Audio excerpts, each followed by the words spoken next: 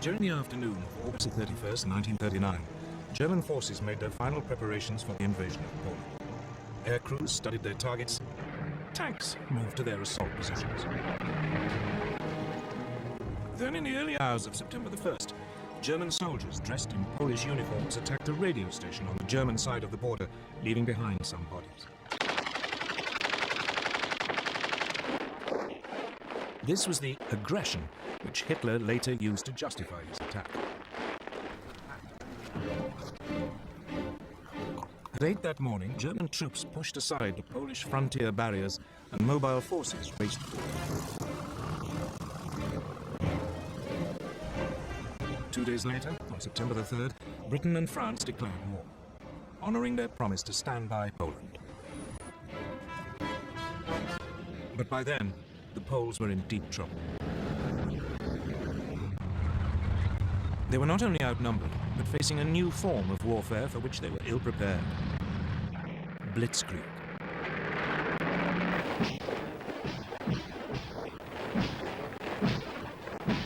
In 1939, the German army consisted of 1.5 million men.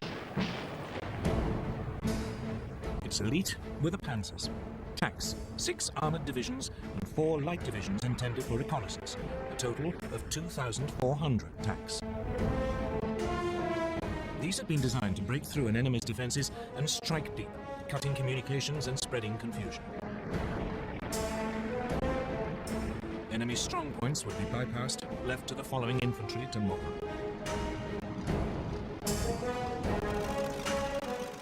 The new German Air Force, the Luftwaffe, was also designed for Blitzkrieg.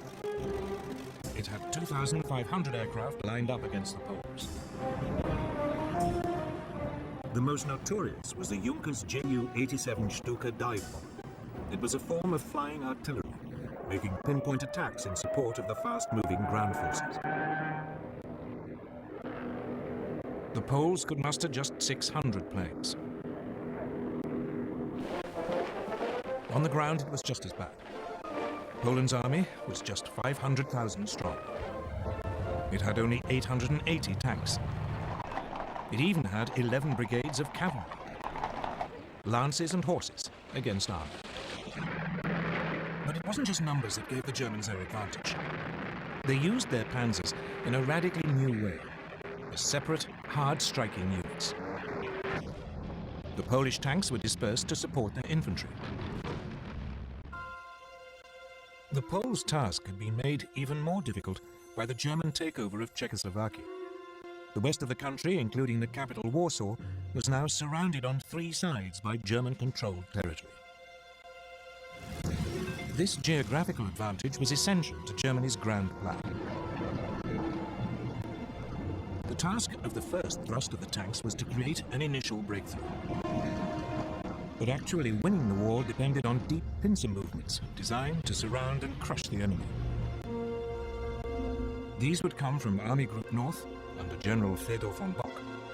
He would launch 2 thrusts from northeast Germany and East Prussia.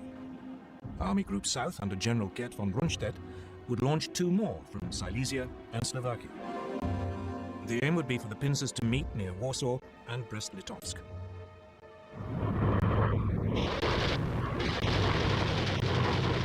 From the start, it went well for the Germans. The Polish Air Force was effectively eliminated within the first 2 days.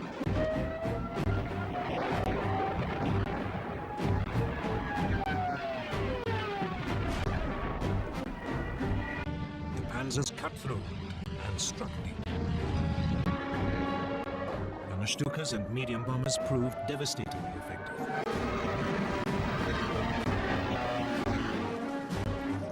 The Poles were sliced apart, pinned into pockets which yielded vast numbers of prisoners.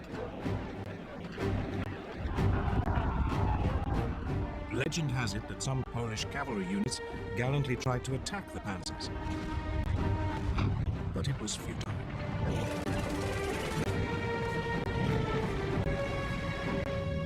They were just brushed aside. By September the 8th, the inner pincers had met up. German troops were advancing on the outskirts of Warsaw. September the 17th, the outer pincers met at Brest-Litovsk.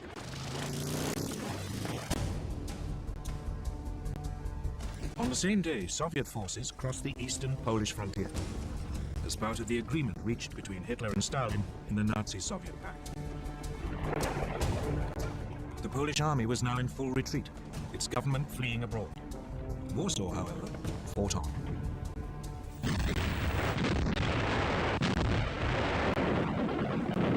Its defenders rejected a German offer to surrender, so the full fury of the German war machine was turned on it.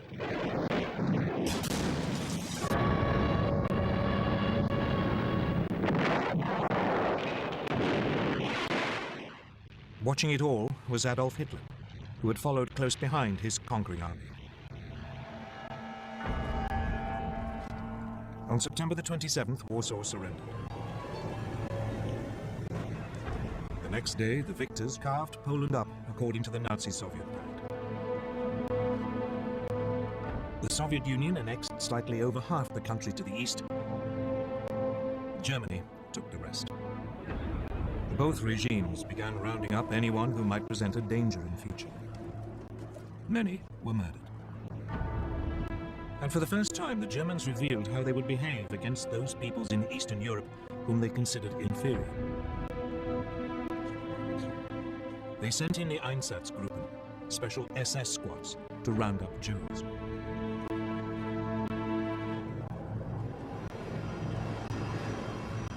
Most were forced into ghettos in the major cities, where they would be starved to death. Others were executed on the spot. This was not, however, the end of the Polish army. More than 50,000 troops escaped and eventually reached France.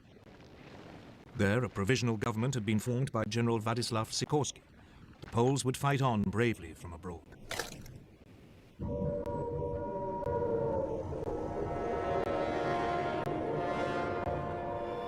In Britain, the air raid sirens had sounded within minutes of Prime Minister Neville Chamberlain's announcement that hostilities had begun.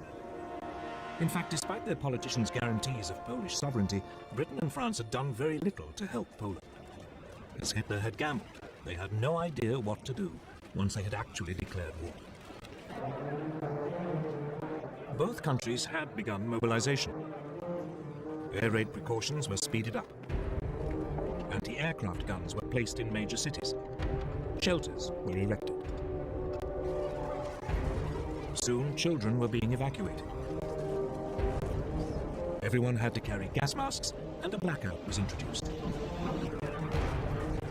The British Army began to deploy its 100,000-strong expeditionary force to northern France. French troops did advance a little way inside the German border, but they refused to move beyond the protective cover of artillery range. The initiative was still firmly in Hitler's hands. And he at least knew precisely what he was going to do next.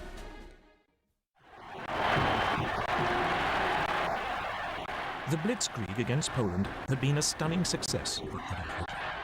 He had subdued an entire country in less than 4 weeks, and he was hungry for more. So he ordered his generals to plan to attack the British and French in November 1939, less than 2 months after the fall of Poland.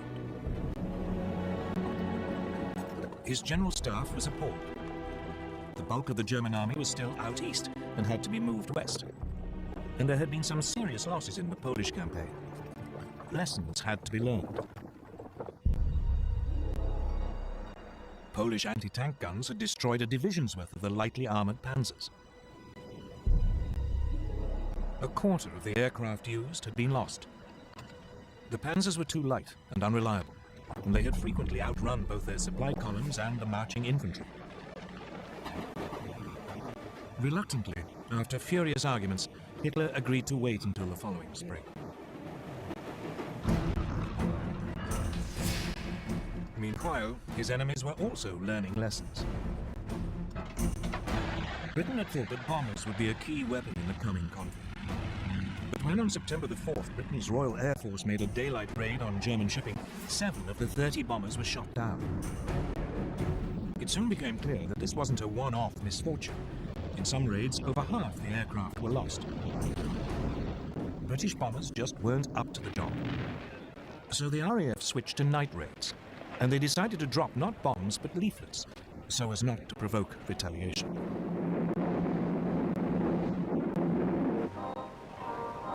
So, with the Blitzkrieg stalled and the air war quiet, the focus now went to the one remaining arena, the sea.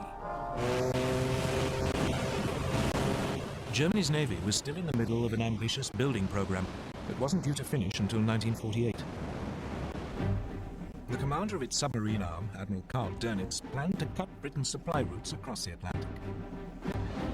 For this, he wanted 300 ocean-going submarines. But he had just 38. Nevertheless, Dönitz ensured that all available U-boats were at sea on September the 3rd, the first day of the war against Britain. That evening, believing it to be an armed merchant cruiser, U-30 sank the liner Athenia without any warning. 112 lives were lost, including 26 American citizens. The Royal Navy dwarfed its German counterpart. It had 12 battleships. Germany had none. It had 5 aircraft carriers. Germany, again, had none. So after the Athenia, Britain declared a total blockade of German ports. But for all its size, the Royal Navy had too few escort vessels. Many merchant ships had to sail alone. And by the end of 1939, more than 100 had been sunk. It quickly became apparent that the British had woefully underestimated the submarine threat. On September the 17th, U-29 sank the British aircraft carrier Courageous.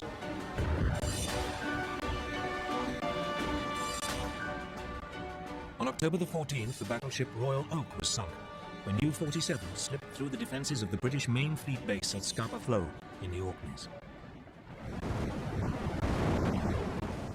Meanwhile, Germany's small surface fleet had also been unleashed against the sea raids.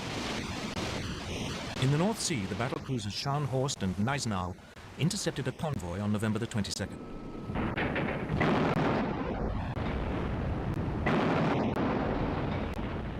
They sank its escort, the armed merchant cruiser Rawalpindi. But it was the pocket battleship Graf Spee which caused the greatest problems. Designed specifically for commerce raiding, its 11-inch guns could overwhelm any ship fast enough to overtake it, and it had the speed to escape from any battleship. The Graf Spee had slipped away from Germany before hostilities began. Soon it was cutting loose in the South Atlantic and Indian Oceans. Finally, 3 British cruisers, Exeter, Ajax and Achilles, intercepted it off the River Plate on the east coast of South America. The British ships damaged the pocket battleship so badly that it had to take refuge in the neutral Uruguayan port of Montevideo. The Germans were then fooled into thinking that a more powerful British force had arrived. When the Graf Spee was commanded to leave port, their captain scuttled her rather than risk annihilation.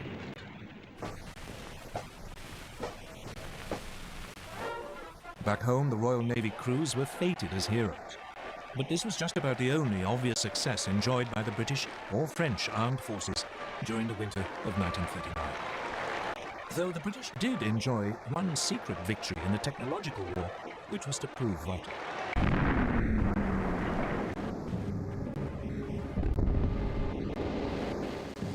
As soon as the war began, Britain began to lose large numbers of ships to German mines. What was so mysterious was that the ships didn't seem to have actually struck them. The mines had simply exploded as the ships passed nearby. Then, on the night of November the 22nd, 1939, a German plane was spotted dropping a mine at low tide in the Thames estuary. Disarmed and rescued from the mud, the mine was found to be set off by the magnetic signature of a ship passing close by. The solution was to reduce a ship's magnetic signature by hanging a copper cable round the hull and then passing an electric current through it, a process called degaussing. Once degaussing was applied to all ships, the danger from the magnetic mine was massively reduced. But otherwise, as 1940 began, the war was quiet. The two sides did little during the winter except to patrol, train, and try to keep warm, for it was a particularly cold one. An American journalist called it the Phony War. For the Germans, it was the Sitzkrieg.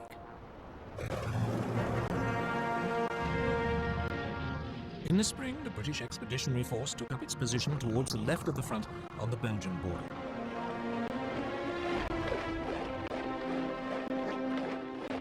But it was dwarfed by its French ally. France had some 100 divisions along the Belgian and German frontiers, or in reserve nearby. This imbalance meant that the British commander, Lord Gort, had to go along with the ideas of the French general Maurice Gamelin. And these were entirely defensive. French hopes were pinned on the massive ramparts of the Maginot Line, a series of fortifications that ran from Switzerland to Belgium along the French-German border. The Maginot Line was considered to be completely impassable and would ensure that French territory remained safe. But otherwise, the Allies had no idea of how actually to defeat Germany. Instead, they brought up their forces and prepared for a repeat of World War I. They would blockade Germany to sap its strength, and they would dig in, ready to grind down the assault which they knew must come. None of their commanders seemed to consider that the Germans might have totally different ideas, or that the next moves might come in a completely different arena. Scandinavia.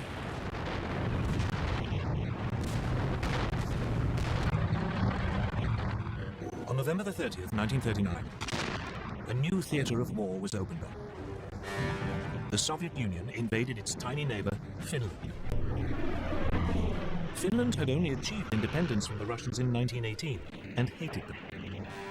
Soviet dictator Joseph Stalin was convinced that one day the Finns might allow the Germans in to attack Leningrad and the vital Arctic port of Murmansk. The Red Army outnumbered its Finnish opponents by more than 10 to 1. The invasion should have been a walkover. But its leadership had been devastated by Stalin's terrible purges. The Finns were led by General Gustav Mannerheim. He fought back using hit-and-run tactics amid the deep snow, often on skis. The Soviet troops, confused and poorly led, suffered massive losses. Finland's gallant resistance caught the imagination of the British and French. Soon they were planning to send help by Norway and Sweden. The fact that this might suck two neutral countries into the war was ignored.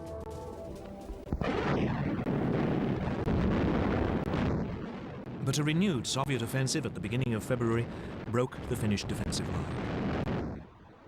In early March, the Finns had to cede territory to Stalin. By now, Hitler too had become interested in Scandinavia.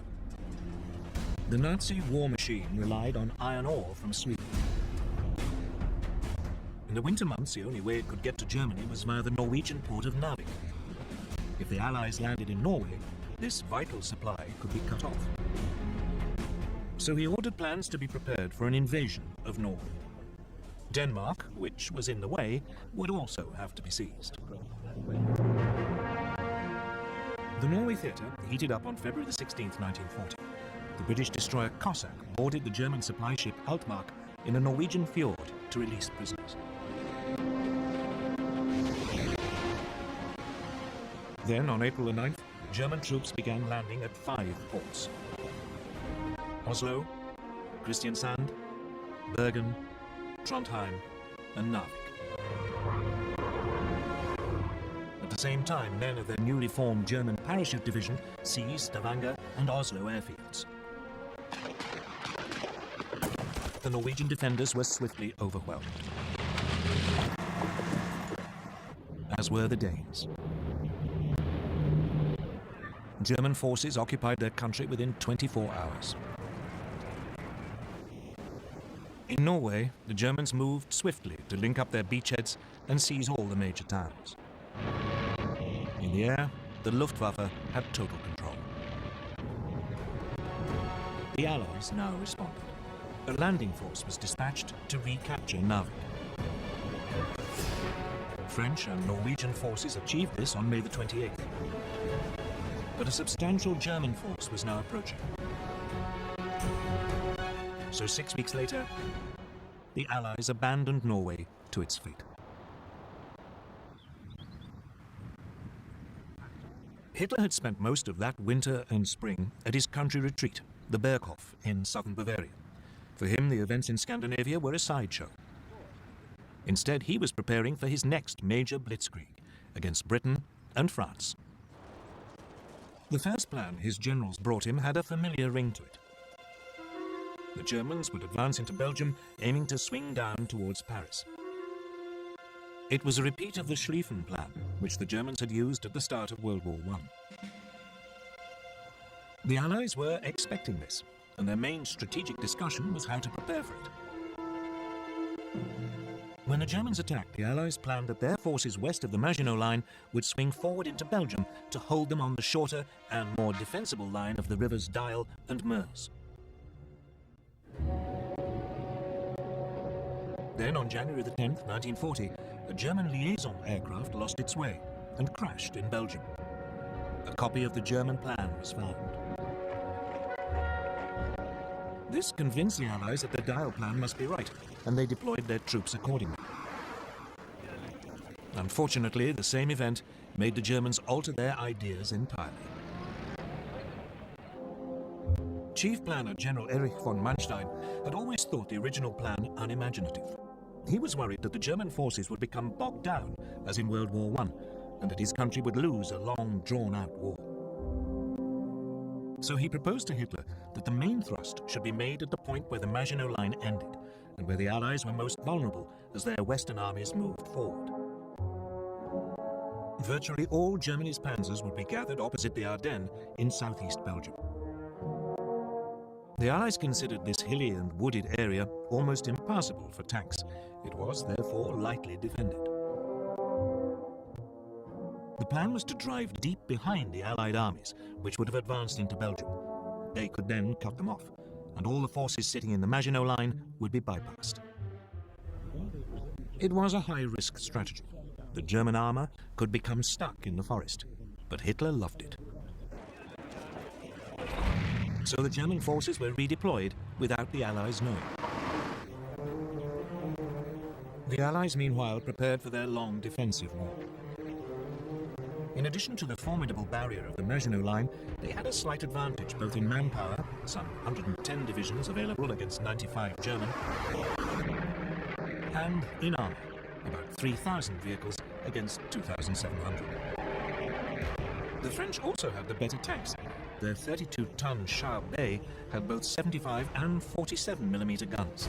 Its disadvantage was that the main gun was mounted in the hull, and so was difficult to aim. The other gun was in a one-man turret, from which the commander had to control the tank as well as man the gun.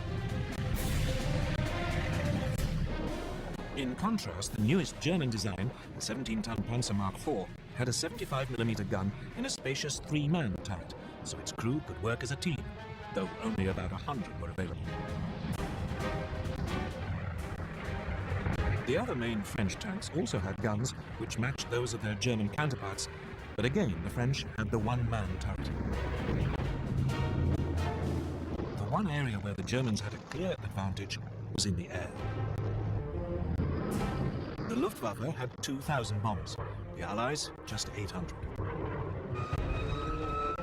The Luftwaffe had 4,000 fighters, including the ultra-modern Messerschmitt Bf-109. They faced just 2,500, mainly older aircraft.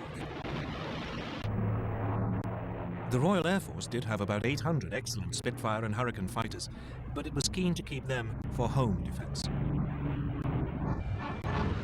But the main difference between the two armies was in philosophy. Everything the Germans did was focused on the possibilities of blitzkrieg. All their armor was grouped in 10 independent panzer divisions. But the French were preparing for a repeat of the static fighting of World War I. They saw tanks as infantry support and distributed them piecemeal instead of concentrating.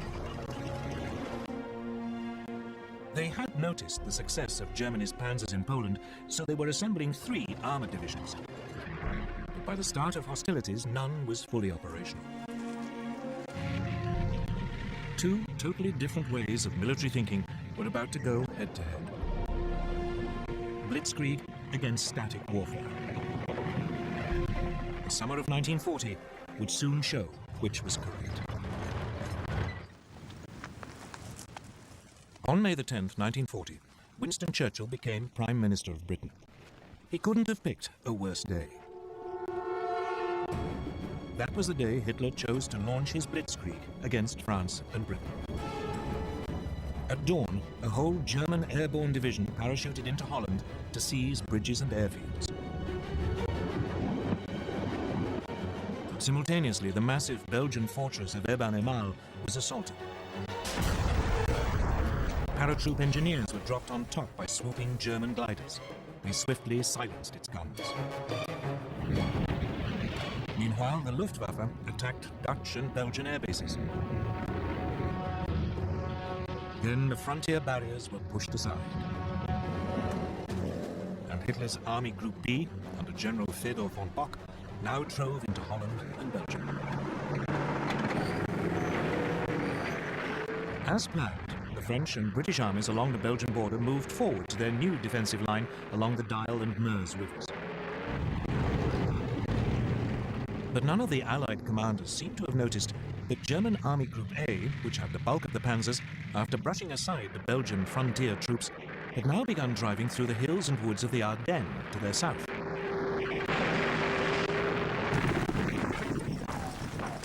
Meanwhile, the Germans were pushing rapidly through Holland.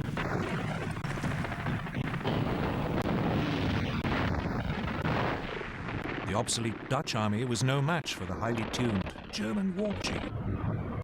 And it was under continual heavy air attack by the Luftwaffe, which roamed the skies unchallenged.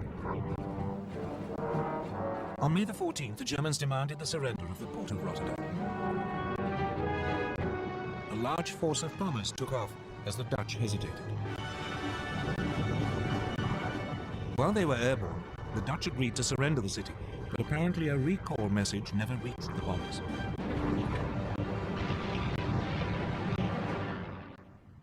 Rotterdam was devastated. The Dutch capitulated the next day.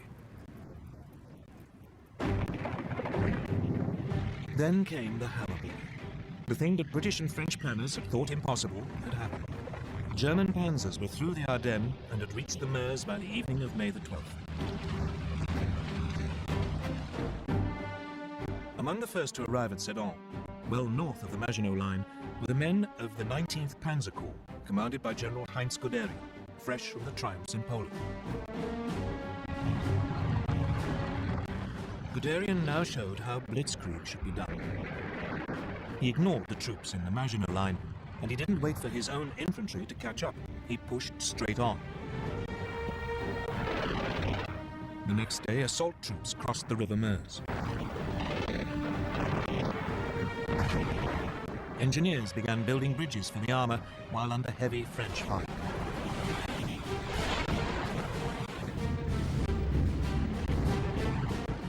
On the 14th, the panzers began crossing.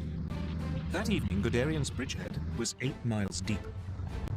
The French troops, stuck in the Maginot Line, were too immobile to intervene. Allied bombers made despairing attempts to destroy the German bridges.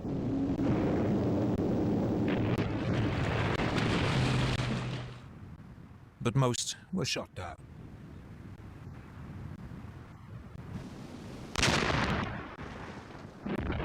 All the while, German artillery pounded the French defenses while the Stukas screamed in.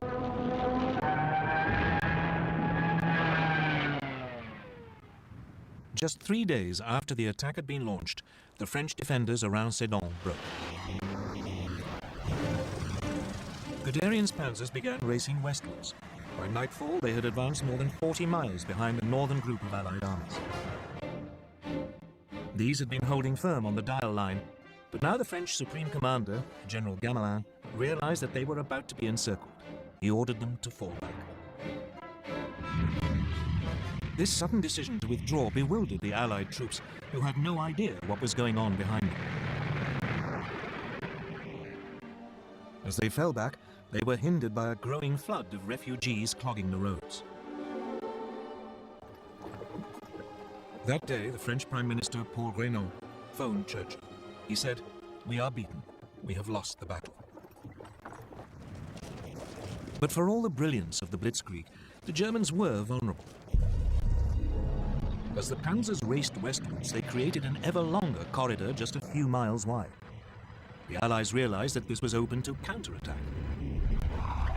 The bulk of the German army was still totally dependent on horsepower or its own feet for transport, so the gap between the rampaging panzers and the follow-up infantry grew with every hour. On May the 17th, Colonel Charles de Gaulle, commander of one of the newly formed French armored divisions, made the first of 2 attempts to cut through the German line near Crécy. But the cumbersome French command system meant that units were sent into battle piecemeal, not in a coordinated thrust.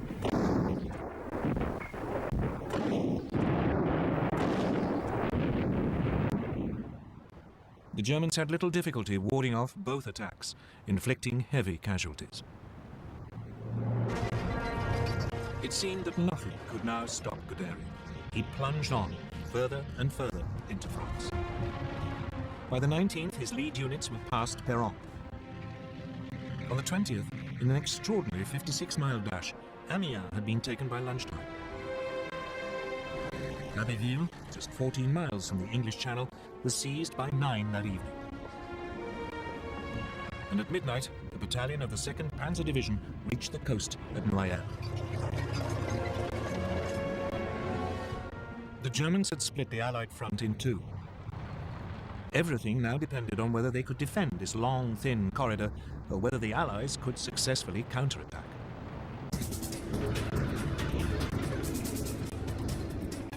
So now the British got ready to break the German lines. On May the 21st, 2 armoured battalions prepared to launch an attack south of Arras. The British tanks were even more unsuited to fast-moving armoured warfare than the French. Their most effective machine, the Matilda II, had been designed for infantry support. Though well-armoured, it was slow and undergunned.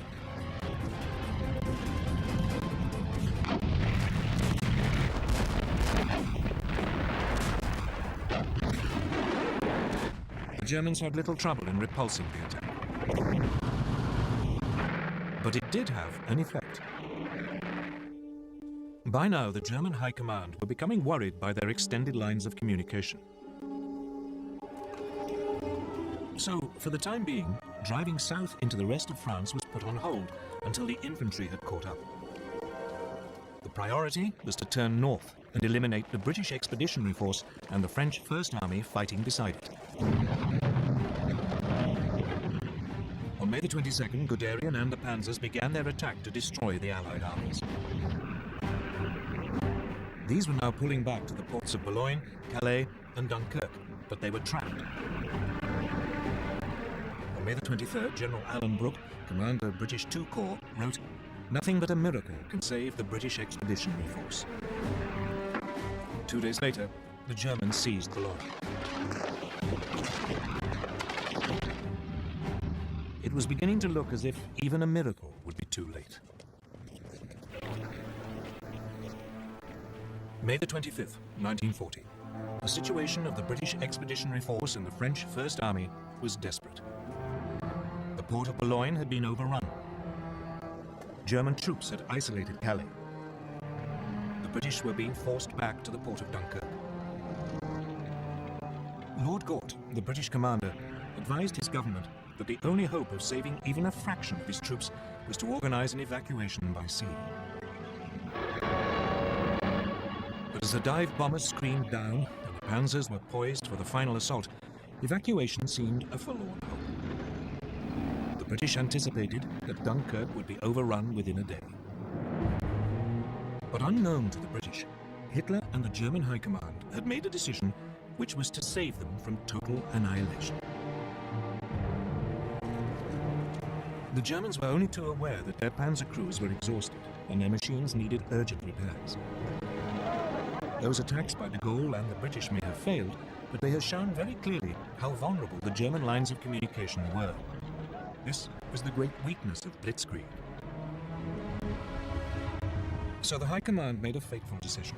It decided to stop the panzer's advance to save them from further damage and wait for the infantry to come up. Only then would the Allied pocket around Dunkirk be eliminated. So the blitzkrieg was halted and the panzers lay idle. They would not advance for 2 days, just enough to buy the British in particular a little time to prepare. As the tanks waited, the only major action was in Calais. There the British and French garrison refused to surrender. Instead, they had to be overrun in 3 days of bloody hand-to-hand fighting.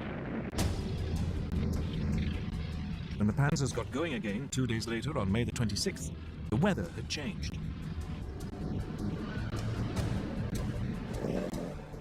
The Germans became bogged down in the heavy rain, again giving the Allies more time. So it was that at 7:57 p.m. on May the 26th, Vice Admiral Bertram Ramsay, flag officer commanding Dover, received a signal that he was to put Operation Dynamo into action. Operation Dynamo was a plan to withdraw the British Expeditionary Force by sea. He had prepared it more in hope than expectation that it could ever be used. The following day, a makeshift fleet of destroyers, tugs, and passenger ferries crossed the English Channel. But by the end of the day, less than 8,000 of the over 300,000 troops at Dunkirk had been rescued. The port was under such heavy air attack that it could not be used. And the ships could not get in close enough to the beaches. So Ramsay now sent out a call for any boats of shallow draft that were over 30 feet long. Hundreds of cabin cruisers, fishing boats and barges were gathered from harbours all over southern England and sent across the Channel, often crewed by their civilian owners. The little ships worked on the beaches of Dunkirk, ferrying troops out to the larger boats, waiting to take them to safety.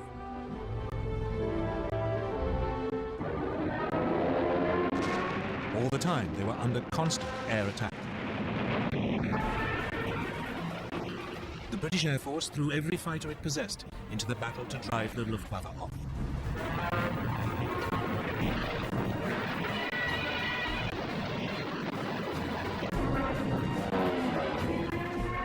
Even so, 7 French and 6 British destroyers were sunk, together with 24 smaller warships.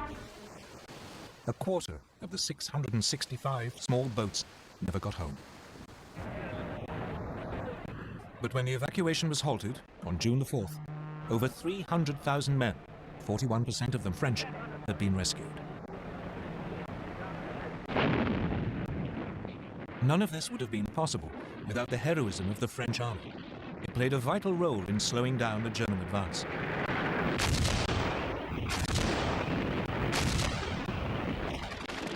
The French rearguard didn't leave its positions around Dunkirk until the last boats had pulled away from the beaches. One British officer compared them to the last stand of the Spartans at Thermopylae. Even so, the British army had lost most of its heavy weapons. It wouldn't be fit to fight the Germans again for a long time. France still had to fight on, but it had lost more than half its army. Against them, the Germans had 92 divisions, including masses of armor.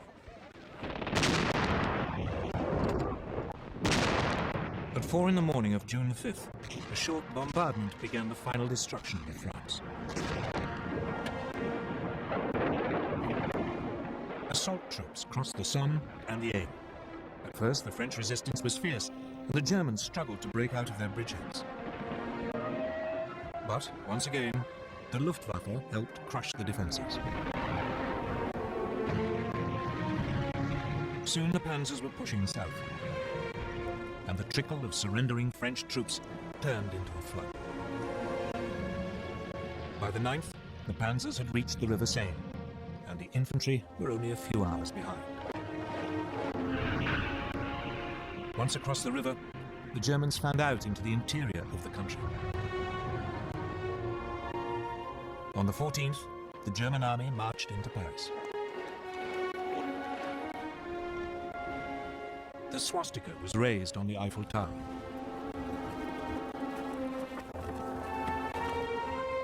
Hitler had secured the prize which had eluded the Kaiser in 1914. The Parisians could only watch in stunned horror. Throughout the period of the French collapse, Winston Churchill paid 5 visits to France, trying to bolster French resistance. On June the 16th, he even offered Paul Reynaud a union with Britain if France stayed in the fight. But it was too late. Reynaud's cabinet rejected the proposal, and the Prime Minister resigned that evening. He was succeeded by Marshal Philippe Pétain, who immediately asked the Germans for an armistice.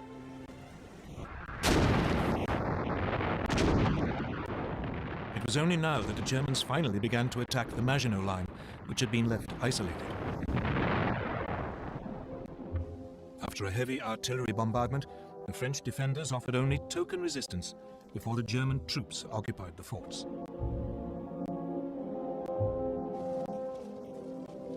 On June the 21st, Hitler went to Compiègne, where the railway carriage in which the Germans had signed the armistice in 1918 was kept.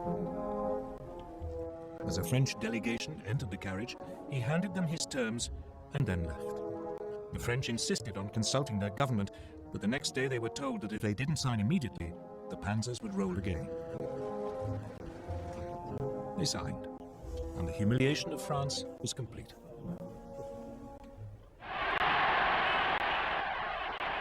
For Hitler, his control of Western Europe seemed absolute.